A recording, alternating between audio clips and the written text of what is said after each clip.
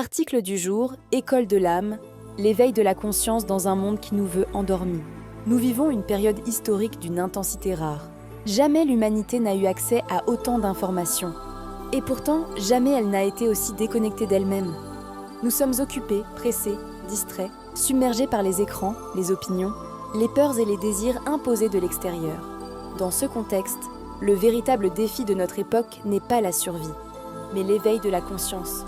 L'école de l'âme ne commence pas dans une salle de classe, mais à l'intérieur de chaque être humain, c'est le moment où l'on commence à se poser de vraies questions. Qui suis-je ? Pourquoi suis-je ici ? Est-ce que je vis ma vie ou celle que l'on attend de moi ? Ces questions peuvent déstabiliser, mais elles marquent une profonde maturation intérieure. Les systèmes modernes nous ont appris quoi penser, mais très rarement comment penser. Nous avons été conditionnés à suivre des règles sans en comprendre le sens profond, à chercher la validation extérieure et à confondre notre valeur personnelle avec la performance ou le statut social. Dans ce processus, beaucoup ont perdu leur voix intérieure, leur intuition, leur lien avec l'âme. L'éveil ne signifie pas rejeter le monde, mais le comprendre depuis un niveau plus élevé. C'est observer la manipulation sans devenir agressif, voir la peur sans la laisser nous diriger, comprendre la souffrance sans s'y identifier. L'être conscient ne fuit pas la réalité. Il la transforme par sa présence et sa responsabilité. Un rôle fondamental de l'école de l'âme est la guérison.